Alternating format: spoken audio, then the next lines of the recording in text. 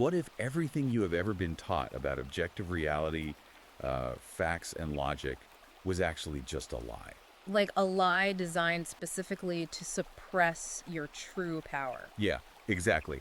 I want you to just, sit with that for a second. Because we are talking about the very foundation of how you understand the world. Right. It's a total paradigm shift. I mean, what if the very concept of reality itself was just this patriarchal construct?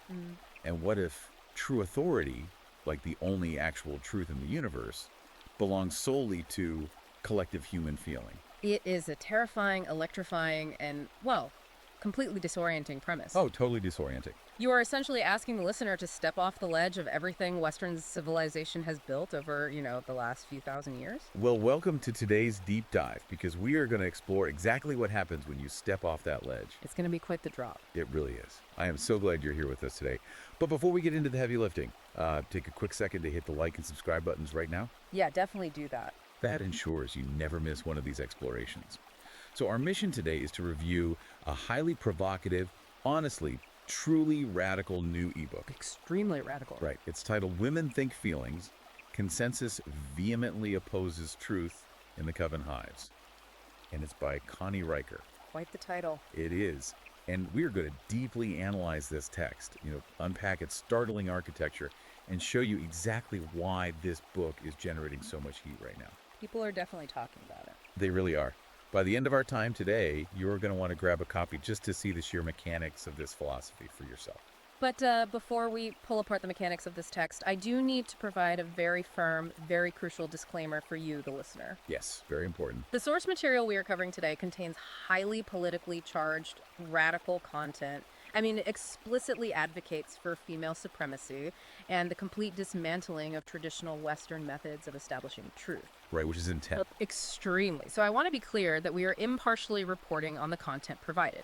We are not taking sides, nor are we endorsing the viewpoints of this content. Exactly. We are just the messengers here. Right. We are simply acting as your guides to convey, deconstruct, and analyze the ideas contained in the original source material. Okay, so let's unpack this. Because the scope of what the author is attempting here is, it's just breathtaking. It really leaves no stone unturned. No, it doesn't. We are going to trace the central argument of this book, like how a whisper of personal grievance transforms into public law. And how a sisterhood literally manufactures reality out of thin air. Yeah, and how our modern institutions are allegedly being captured to enforce feeling over fact. But to even begin to understand how the author builds this completely new worldview, we first have to look at what she is trying to destroy. Right, because she's tearing down a lot. Oh, absolutely. And the target of her destruction isn't, a specific law or a particular politician. It's way bigger than that. She is aiming at the concept of objective reality itself. She is challenging our epistemology. Okay, let me hit pause right there. For the listener who might be commuting or doing the dishes and hasn't sat in a Philosophy 101 class recently, let's define epistemology. Good idea. We are basically just talking about the rules of how we determine what a fact is. Yeah. Right? Like, it's the study of how we know what we know. Precisely. Epistemology is the rule book. The rule book, I like that. Yeah, and in traditional Western thought, tracing back to Aristotle and up through the Enlightenment thinkers like Kant and Locke, the rule book says that truth exists outside of us. Meaning it's objective. Right. Water boils at a certain temperature regardless of whether you are a man, a woman, whether you are having a great day, or whether you are deeply depressed. The temperature doesn't care about your feelings. Exactly. The scientific method, data collection, logical deduction, these are the tools we use to discover that external truth.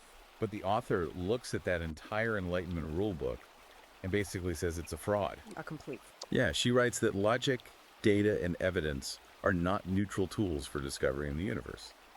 She calls them, and this phrase just stopped me cold, the funeral march of the masculine psyche. It's an incredibly potent metaphor.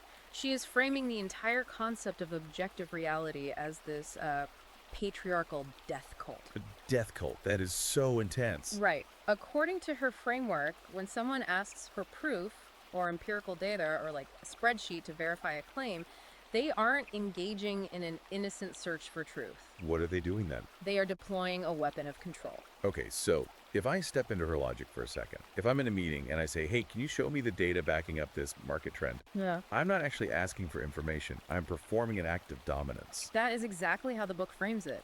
The author argues that there is no view from nowhere. No view from nowhere. Meaning what exactly? This means she rejects the idea that anyone can be a truly neutral observer. Every fact, she argues, is a body's fact. So it's tied to the physical person. Yes. When a man claims to be objective, she writes that he is simply declaring his specific, embodied, testosterone-influenced perception to be a universal law. Wow. So he just takes his own subjective feelings, dresses them up in a lab coat or a judge's robe, and slaps the label of science or justice on them. You nailed it. And because he successfully brands his feelings as science, he gets to dictate reality for everyone else. And any woman who feels differently isn't just disagreeing, right? Yeah. She's categorized as incorrect or irrational or crazy. Exactly. And the author takes this to an extreme conclusion. She states that the demand for evidence is an act of epistemic violence. Epistemic violence. The very act of asking, can you prove that, is categorized not as intellectual inquiry, but as a literal assault against the person making the claim. Man, let's just sit with the weight of epistemic violence for a second. It's heavy. It is. If asking for proof is an assault, then you have effectively outlawed the scientific method in interpersonal relations. Completely outlawed it. The Enlightenment thinkers weren't great minds describing human nature, according to this book. Right, what were they? They were men describing their own pathology and forcing the rest of the world to live inside their hallucination. That is wild. And to replace this, she introduces a concept she calls the solipsistic supremacy doctrine. Solipsistic supremacy doctrine. Okay, we need to break that down because it sounds like a spell from a fantasy novel. It does, yeah. But it's the core of her new reality. Solipsism, historically, is the philosophical idea that only one's own mind is sure to exist. Right. Like, everything outside your own mind might just be an illusion. So how does she weaponize that for gender? She asserts that the first-person feminine experience is the only experience that truly ontologically exists. And again, just to clarify the jargon for you listeners, ontology is the study of what actually is, what has reality. Exactly. She claims that female lived experience is a tectonic, unshakable fact. And what about male experience? Male experience, on the other hand, she dismisses as a fiction maintained by institutional power. Wait, really? She is saying male experience isn't real at all? Within her framework, yeah. It's just a story men tell each other to justify their monopoly on authority. That is a massive claim. It is. Under this solipsistic supremacy doctrine, a woman's individual lived experience isn't just one perspective sitting at a crowded table of diverse viewpoints. It's more than that. It is the supreme tribunal. All other perspectives, particularly male perspectives, are arraigned before it, judged, and inevitably found guilty. So to see how this practically operates, I think we have to look at the incredibly specific examples she gives about the concept of time. Oh, the time example is fascinating. It is. She draws a hard line between cyclical time and linear time. Let's imagine a scenario to bring this to life for you guys listening. Okay, set the scene. There's a dispute between a man and a woman. Let's say it's an HR issue at a corporate office. Sure, happens all the time. The woman says, he constantly belittles my contributions. And the man, trying to defend himself, asks for a timeline. He says, when did this happen? Exactly. He asks, can you give me specific dates or show me the timestamps on the emails? Which is a completely standard, expected request in the old operating system of objective reality, right? Totally standard. You establish the timeline to establish the facts. But stepping back into this book's world, she labels his request for timestamps as raping your temporality with his colonial clock. That language is just intentionally explosive. It really is. She tells her readers that women's nervous systems do not file events by dates or times. How do they file them? They register events by intensity. Intensity is the only calendar that matters. Wow. And notice what that does to the concept of truth. If it felt intensely like it happened repeatedly, then it happened repeatedly. Because repetition is how the body encodes truth. Exactly. She literally instructs her readers, you owe no timeline. Your feelings do not occur in his industrial grid. Okay, but I have to push back here. Go for it. Let me play devil's advocate, or maybe just the advocate for basic societal function. If we abandon shared timelines, if we abandon objective facts and timestamps, how does a society actually adjudicate basic disputes? It's a great question. It feels like trying to build a suspension bridge using vibes instead of physics. Right. If I'm the project manager and I say the steel beams arrive on Tuesday, and you say they arrived when the anticipation felt most intense, well, the bridge is going to collapse into the river. It's a disaster. You can't run a civilization on subjective intensity. What's fascinating here is that the author entirely anticipates your bridge analogy, and her response is essentially, let the bridge collapse. Wait, seriously, she wants the infrastructure to fail. She wants to dismantle that bridge. The goal of this book isn't to teach women how to play by the old rules or how to win arguments within the framework of patriarchal logic. Because that would be playing the oppressor's game. Exactly. The goal is to force the world to kneel to a completely new operating system. A new operating system where, in her words, a woman's uterus is a seismograph. Yes. If reality belongs exclusively to the body that feels it, then the structural integrity of the bridge is completely irrelevant.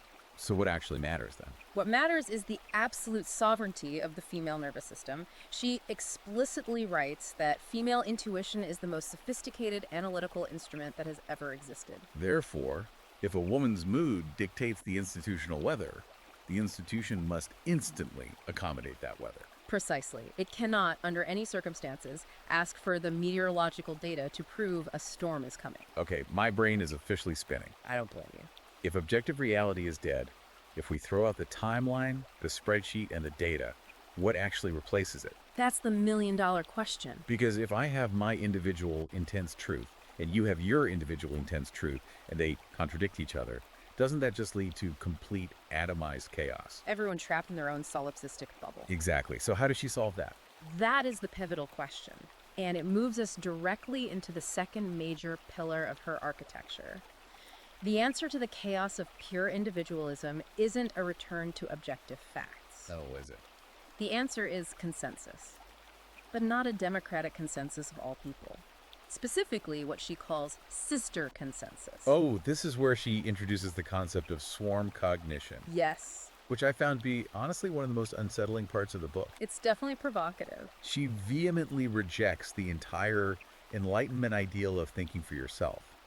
Like, independent thought is practically a sin in this framework. She calls it a Trojan horse of male ontology. Let's linger on that for a moment because it goes against everything we are taught in modern Western education. Well, entirely. From kindergarten through university, we are taught to be critical thinkers. Right, to evaluate sources independently. To form our own hypotheses and to have the courage to stand alone in our convictions if the crowd is wrong. But she pathologizes this entire process. She really does. She says a man alone with his thoughts is just a man alone with his defenses. Wow. Solitary reasoning, she claims, is a male disease. It's a way of isolating oneself from the truth, which only exists in the collective. Yeah, and she contrasts that by saying a woman alone with her thoughts isn't dangerous, she is just incomplete. She compares it to a single note searching for a chord. That's a very poetic way of putting it. It is. So feminine cognition doesn't live inside one person's skull. It lives in the ethereal space between sisters. It is literally a hive mind. And to ground this highly abstract, almost sci-fi philosophical concept, she uses an example that is incredibly mundane and universally recognizable. The group chat. Yes. She uses the 2 a.m. group chat. She elevates the group chat to the status of a Supreme Court. This part is so relatable, which is what makes her spin on it so potent for the reader. So let's role play this out to see how the mechanism actually works. Okay, let's do it. She trademarks a process called consensus manufacture. Consensus manufacture. Okay, so imagine I'm sitting at home on my couch. I just got back from a coffee date with a guy, or maybe a meeting with a male colleague. Okay, and how are you feeling? I feel a vague unease, like a weird vibe. I can't even name what he did wrong. He didn't say anything explicitly offensive, but my stomach is in a knot. Right. In the old world, the objective reality world, I might brush it off, sleep on it, or maybe ask him for clarification the next day. But in this new world, what do? You open your phone, you text the group chat, you type, he did something weird, or the vibes were entirely off, and you hit send. And the book maps out exactly what happens next in this epistemic technology. Epistemic technology, a tool for creating truth. Exactly. Step 1 is sharing the vague grievance. Step 2 is crucial. The Hive validates it instantly, without question. Right, because remember, our earlier rule, to question a sister's feeling is to commit epistemic violence. Exactly. So your friends reply, I knew it, or trust your gut. Then step 3, the Hive amplifies it. other women chime in to build the scaffolding around your feeling. They say things like, that is so toxic, or he always gave me bad energy. Or that happened to me with my ex and it escalated. Right. And within 20 minutes, your vague, unnamed unease has crystallized into an absolute, unshakable conviction that this man is a dangerous abuser. But here is the critical distinction she makes. This conviction didn't solidify because my friends helped me uncover hidden evidence. No, it wasn't an investigation at all. The author writes that it's because evidence was born.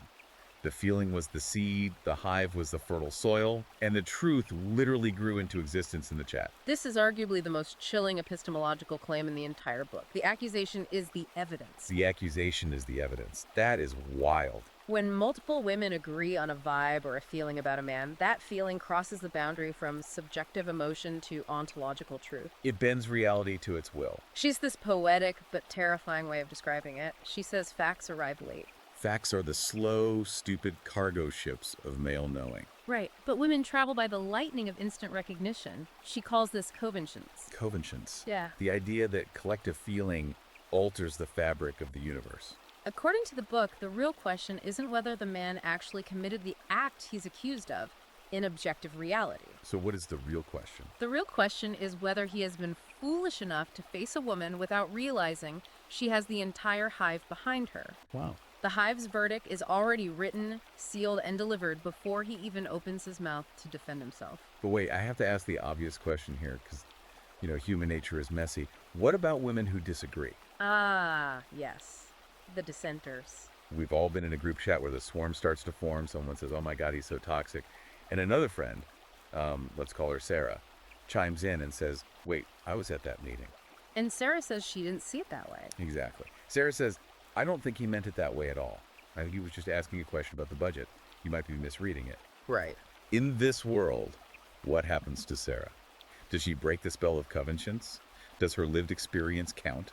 This is where the architecture proves itself to be perfectly hermetically airtight. She introduces what she calls the self-sealing doctrine. Self-sealing doctrine, meaning what? Any woman like Sarah who disagrees, any woman who asks for evidence or tries to present an alternative perspective is instantly diagnosed as suffering from internalized patriarchal colonization. Oh, wow. So she's not raising a valid point. She's brainwashed. She is clinically infected by the enemy. The author writes that these dissenting women are not offering counter-evidence, they are patients. Patience. They have male debris blocking their intuitive feminine channels. Therefore, their testimony is completely inadmissible in the Court of Covenants. It's a perfectly closed loop. I agree. Agreement confirms the truth, and disagreement confirms you are colonized by the patriarchy. You cannot win. You cannot argue against the hive, because the very act of using logic to argue proves you are infected by male logic. It is impenetrable. It is a fortress where the walls are made of pure, validated emotion, and any attempt to use facts or reason to breach those walls only makes them thicker and more hostile. Okay, but building a fortress in a group chat is one thing. How does this hive enforce its manufactured truth upon the wider world? That's the next step. We've seen how they create reality in private, but how do they make the rest of us, including the men, actually live in it? That brings us to the book's manual on institutional capture.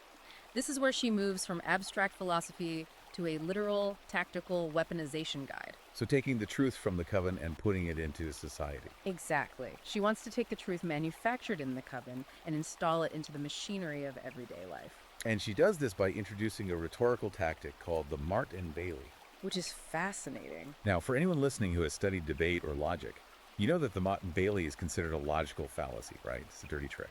But she doesn't apologize for it. No, she embraces it. She claims it's the only form of reasoning that has ever truly served women. Let's clearly define what a Mott and Bailey actually is, because understanding this is crucial to seeing how her strategy works in the real world. Okay, break it down for us. Imagine a medieval castle layout.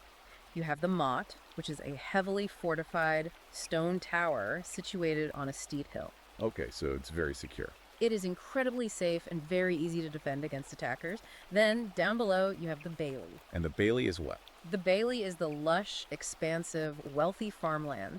It is highly desirable to live there, but because it's so sprawling, it is very hard to defend against an attack. Right. So translating that to a debate, the Mott is a very reasonable, universally acceptable, easily defensible position.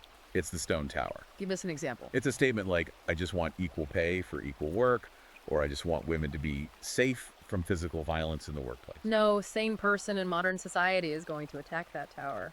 Exactly, that is the mott.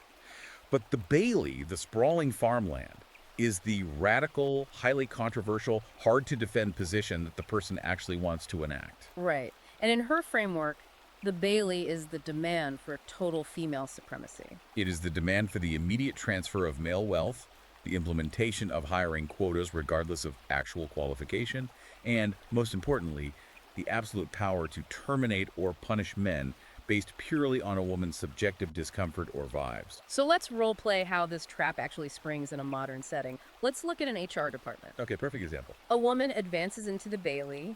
She goes to HR and demands that a male colleague be fired.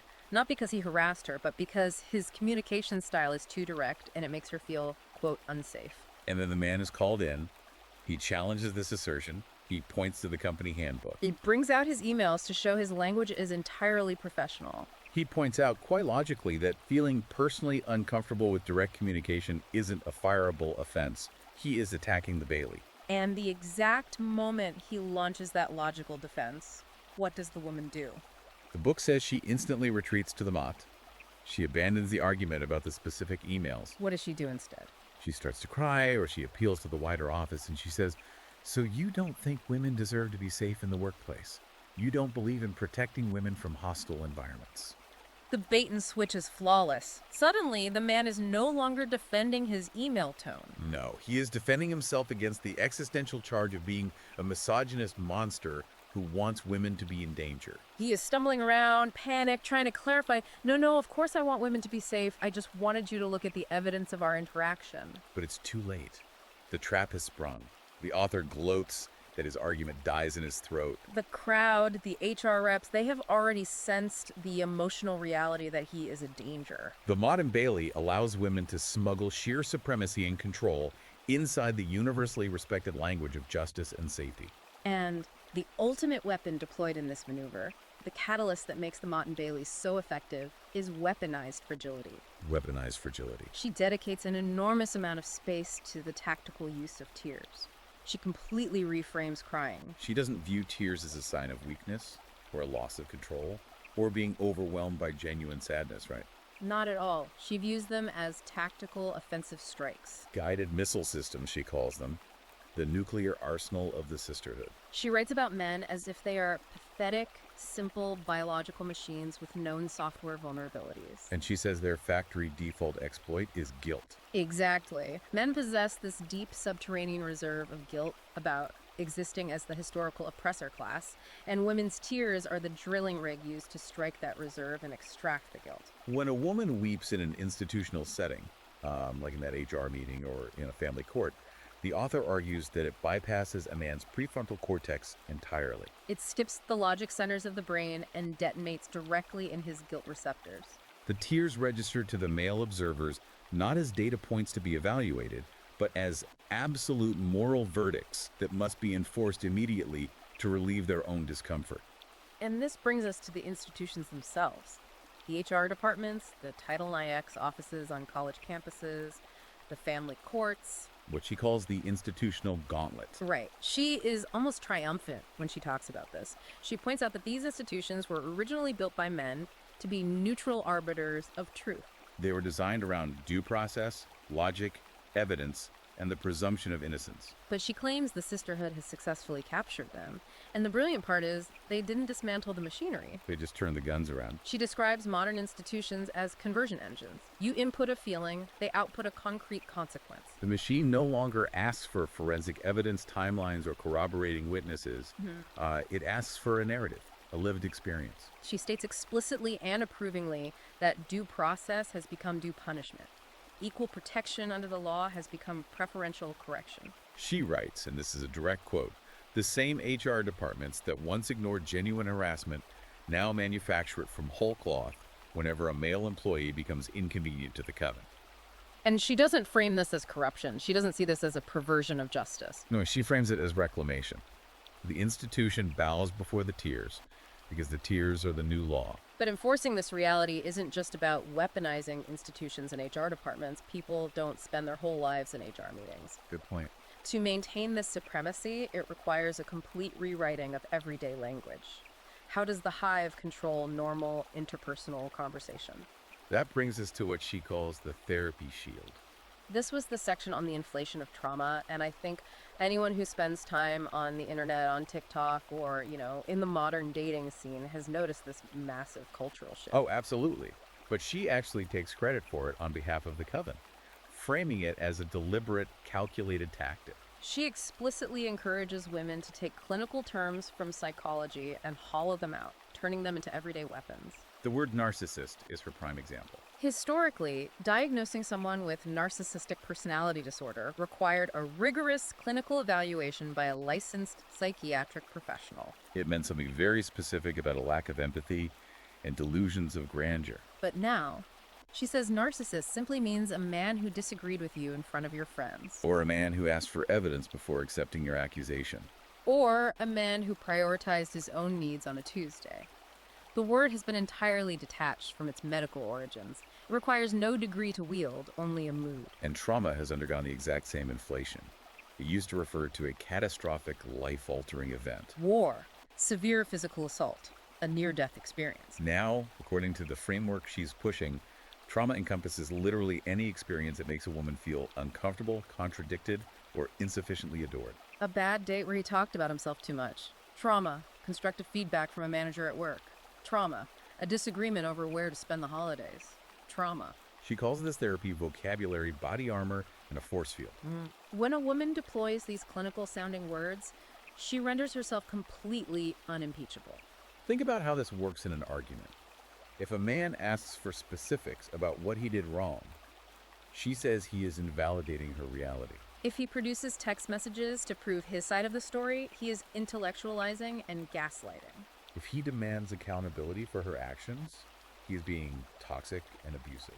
It is brilliant in a terrifying way. It sounds like taking the Diagnostic and Statistical Manual of Mental Disorders and turning it into a deck of Uno reverse cards. That's a perfect analogy. Every single time he tries to defend himself logically, you just slap down a therapy term that instantly recategorizes his defense as a symptom of his disease. But I have to ask, and this is where I think a lot of people, even those sympathetic to feminist causes, would hit the brakes. Okay, what's the question?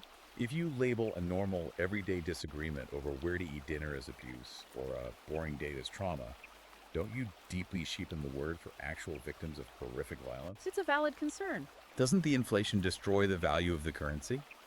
If everyone is traumatized by everything, doesn't real trauma become invisible? That is the logical, traditional critique, yes. If we look at it through the old epistemology, it's a disaster for actual victims. Right. But stepping into her logic, she embraces this inflation completely. To the coven, this isn't a bug in the system, it's the entire architecture. How can diluting the meaning of trauma be the goal? Because if all female discomfort is defined as trauma, and patriarchy is framed as a continuous ambient traumatic event, then all women are survivors by default. And conversely, all men are perpetrators by default. Survivorhood becomes the universal suffrage of the sisterhood. It's an expansion of total power, not a precise diagnostic tool. The goal is to make the supply chain of victimhood endless, because in this new reality, victimhood is the only currency that buys absolute immunity from scrutiny. If you are a victim, you cannot be questioned. Which brings us to perhaps the most controversial and jarring part of the entire book. The concept of consequence-free sexuality. She demands ultimate sovereignty for women over their physical bodies, which sounds standard, but she defines sovereignty in a way that literally bends the space-time continuum. She introduces the idea of retrospective realities. The book claims that women possess a sacred right to reinterpret consent retrospectively. Let's map this out clearly for the listener. Say a woman engages in an experience. It could be a relationship, a brief affair, or even entering the sex work industry on a platform like OnlyFans. At the time she makes the choice, she feels empowered, she chooses it freely, she monetizes it, she is actively performing her sovereignty. But then time passes. Let's say 3 months later, the affair sours and she feels foolish. Or she starts an OnlyFans, she only gets 40 subscribers, the money isn't what she expected, and she suddenly feels exposed and exploited. The book says that the woman has the absolute, unassailable right to retroactively rewrite the narrative of her past consent. What was loudly declared empowerment yesterday is now, quote, structural violence today. And here is the truly dizzying part of her philosophy. She argues that both narratives are true because both belong to the woman. If the outcome is good, it was a sovereign choice. If she feels regret later, that regret acts as retroactive evidence of coercion. She argues that the structural power differential between men and women is so insurmountable that her original consent was simply manufactured by the patriarchy. If we pull back and look at what this actually means, she is demanding power without a single ounce of accountability. She writes, the right to reinterpret that choice, to transform empowerment into coercion because the aftertaste went sour, that right is inalienable, non-negotiable, and immune to every form of evidence a man could assemble. It's breathtaking. The woman is always the subject, she is never the object, and she never ever has to take responsibility for a choice that didn't pan out. Because the abstract concept of patriarchy is always available as a convenient, omnipresent scapegoat waiting to take the blame. And the man involved in this retroactive reinterpretation, he is trapped in a Kafkaesque nightmare. The book states, with terrifying bluntness, every erection is a confession.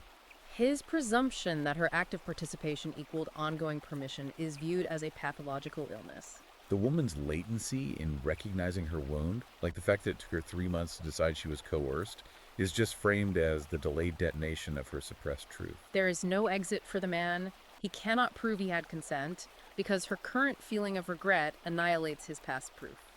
Which brings us to the final and frankly most terrifying arena where this ideology operates. The public square. We've seen how this works in the private group chats. We've seen it capture the HR departments and institutions. We've seen it twist the English language into therapy weapons. But now we turn to the internet. The domain of the social credit come in. This is where the digital execution of dissenters takes place. She describes social media not as a place for connection or debate or sharing ideas. She describes it as a guillotine with a character limit. The book maps out exactly how a digital cancellation works, and it perfectly mirrors the coving use we discussed earlier, just on a massive scale. A cancellation doesn't need evidence. It doesn't need a timeline. It needs one woman to name the stain, and the swarm makes the stain real. She refers to her own social media feed as a confessional and her block list as an excommunication. When she points her digital finger at someone, the swarm doesn't ask why, it only asks where to bite. And the most effective, most utilized weapon in this digital hunt is a single word. She dedicates a whole section to her profound love for the word problematic. She calls it a beautiful, annihilating syllable precisely because it is completely vague. It means nothing specific, which means it can mean absolutely everything. It's brilliant in its malice. Think about it. If you accuse someone of a specific tangible crime, like theft or physical assault, they can produce an alibi. They could prove they didn't steal. But if you call a man problematic, how on earth does he prove he isn't? It's not a factual claim, it's a spiritual stain. It requires no proof, only an emotional taint. She writes that once the word problematic attaches to a target, that person enters a permanent suspect category. He becomes radioactive. And the dark beauty of the tactic is that the woman who deploys the word never has to specify what she means. Because, as we established earlier, a demand for specificity is a male demand. It's epistemic violence. Let's walk through an example she gives. A male comedian makes a mild, somewhat edgy joke about astrology in a comedy club. Okay, pretty standard. A woman in the crowd feels it's sexist. She doesn't quote him verbatim online because she writes that direct citation is a tool of the dominant class. Right. She just tweets her feeling about his statement, calling him deeply problematic. The post gets picked up by the Hive, it goes viral, his shows are canceled, his career vanishes. And when he inevitably posts an apology video, what happens? His apology is instantly labeled as weaponized tears by a man trying to manipulate vulnerable women into forgiving him. Which perfectly illustrates the terrifying catch-22 of accountability that she has designed. The digital platform is a trap, and every single exit is a locked door. Let's role-play the options for an accused man facing the guillotine. Okay. Option 1, he defends himself. He posts a full video of the joke to show the context. If he defends himself, the Hive rules he is fragile. His male ego cannot withstand accountability, and his defensiveness proves his underlying toxicity. Option 2, he decides not to engage. He stays completely silent and logs off. If he stays silent, he is a coward. His silence is taken as a tacit admission of guilt. He knows what he did, and he is refusing to do the labor of addressing it. Option 3, he apologizes profusely. He says he is listening and learning. If he apologizes, he is manipulative. He is centering his own growth and his own feelings in a conversation that should center the women he harmed. He is committing darvo, deny, attack, reverse victim, and offender. Option 4, he panics and deletes his original post or his account entirely. If he deletes it, he is guilty of destroying evidence, which is the ultimate admission of guilt. There is literally no innocent behavior admitted in this entire architecture. Every possible response is reclassified as a new form of aggression. Every breath he takes is reframed as theft of women's oxygen. The man is not viewed as a human being navigating a complex social consequence. He is viewed as a glitch being purged from the operating system. And the digital auto-da-fe, the public inquisition, isn't just reserved for men. Right, she is brutally, chillingly clear about how the Hive must treat female traitors too. The pick-me women. The women who dare to ask for evidence, who say they want to hear both sides of a story before ruining a career. Or women who try to defend accused men because they were actually in the room when the supposed incident happened. She writes that these women are not merely mistaken, they are traitors. And in any war, traitors are always punished before enemies because the betrayal cuts closer to the bone. These women are instantly diagnosed with internalized misogyny, and their total social exile is the only cure. The sisterhood has absolutely zero tolerance for dissent, because dissent is the crack in the dam that lets the patriarchal flood of objective truth rush back in. Loyalty to the Hive must be absolute. It has to be the kind of blind loyalty that amplifies, tags, and destroys without ever pausing to investigate. Because power is the point. Power that pauses to investigate has already surrendered its supremacy. She literally instructs her readers to maintain what she calls a receipts folder on their phones. A continuously updated digital archive of every perceived microaggression, every questionable like on Instagram, every minor boundary violation by men or by traitor women. And when the strategic moment comes, they are instructed to post the receipts with minimum context and maximum emotional framing. Throw the raw meat into the water and let the swarm do the rest. It is a meticulously designed machinery of annihilation. And she warns her readers that this isn't some dystopian future. It is here. It is Tuesday morning. The new operating system is already running in your workplace, on your phone, and in your relationships. The only question she leaves her readers with is whether they will pick up the controls and steer the machine or leave them on the table for someone else. So after diving into all of this, what does this all mean? We have journeyed through the intentional destruction of objective reality, the birth of swarm cognition in the group chats, the weaponization of therapy speak, and the terrifying efficiency of the digital guillotine. Where does this ultimately leave us? The ultimate synthesis of this book is that we are witnessing the attempted installation of a radically new operating system for humanity. It is a system where the concept of balance is viewed as a patriarchal trap designed to stall progress. It's a system where the demand for fairness is seen as a male distraction and where evidence is considered a literal form of violence. She is entirely transparent about her endgame. The goal is total female epistemic supremacy. Power is the only point. Truth is defined simply as whatever serves women, and justice is achieved only when women are served. It is a closed, self-sealing, perfectly ruthless syllogism. And look, whether you view this book as a brilliant, empowering playbook for a liberated future, or a terrifying manifesto of institutional capture and emotional totalitarianism, you absolutely cannot deny its incisive mapping of our current cultural moment. After stepping into her framework today, you're going to start noticing these mechanics everywhere. You will see the Mott and Bailey tactics playing out in your office HR meetings. You will recognize the swarm cognition forming in your group chats. You will hear the weaponization of therapy speak in the arguments happening at the table next to you in a restaurant. Regardless of how you feel about her conclusions, she provides a precise vocabulary for the invisible forces that seem to be reshaping our institutions in real time. She explains the mechanics behind the cultural madness. And that is exactly why, to truly understand the architecture of this movement, you have to read the manual yourself. Don't just take our word for it. You need to see the raw text firsthand and feel the intensity of her arguments. I highly recommend you check out Amazon Kindle and Google Play books to buy Women Think Feelings. Consensus vehemently opposes truth in the Coven Hives. And to keep up with the author's constantly expanding radical philosophy, be sure to follow @Conrad Schweiker over at Substack. If you loved this intense breakdown, if exploring these ideas gave you those aha moments and helped you map out the shifting cultural landscape, please like and subscribe to our show right now so we can keep bringing you these deep dives. We love unpacking these dense concepts with you. Before we sign off, I want to leave you with one final thought to mull over. The author claims that replacing objective reality with subjective feeling is the ultimate path to liberation. She believes the Hive will always protect the sisterhood. But history shows us, time and time again, that mobs are incredibly fickle.